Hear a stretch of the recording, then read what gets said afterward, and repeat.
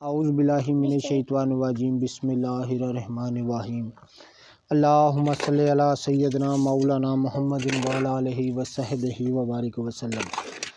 تمام تعریفیں رب العزت کی ہیں جو تمام جہانوں کو پالنے والے ہیں۔ میں ہوں حکیم عامر شہزاد ڈسکا سے۔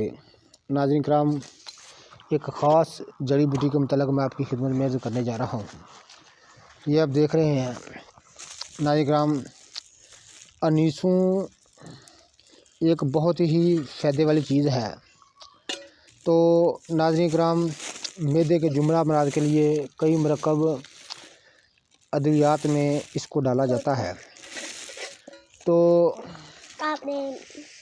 انیسوں ایک بہت ہی فائدے والی ایک جڑی بوٹی ہے۔ ناظرین یہ دیکھ رہے ہیں آپ اپنے موبائل کی سکرین میں۔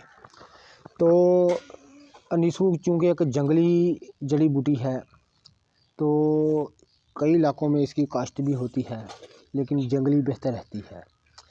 تو ایک جنگلی بوٹی کو میں اپنے لان میں، اپنے حویلی میں اگانے کی کوشش کر رہا ہوں۔ تو انشاءاللہ تعالیٰ یہ اگے گی بھی، آپ کو ہری بھری بھی دکھائیں گے۔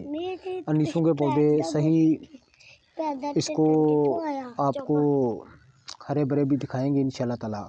تو جتنے بھی میرے دوست احباب چینل پر نئے ہیں، وہ چینل کو سبسکرائب ضرور کیا کریں، بیل آئیکن کو دبا دیا کریں۔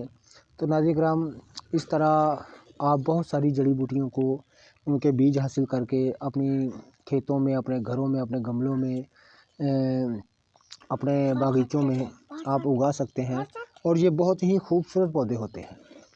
ناظرین کرام، جیسے ہماری ایک یہ اپنا نظریہ بن گیا ہے کہ جو زیادہ مغرب سائڈ کے پودے ہیں وہی لگانے سے خوبصورتی ہوتی ہے، تو یہ بات بہت حد تک غلط ہے۔ یہ ہماری جو جڑی بوٹیاں ہیں بہت خوبصورت ان کے پھول ہوتے ہیں، بہت ہی پیارے ان کی خوشبو ہوتی ہیں۔ آپ اگر ان کو اگائیں گے تو انشاءاللہ تعالیٰ آپ کو یہ بہت ہی خوبصورت لگیں گے۔ ان کے فائدے بہت ہیں۔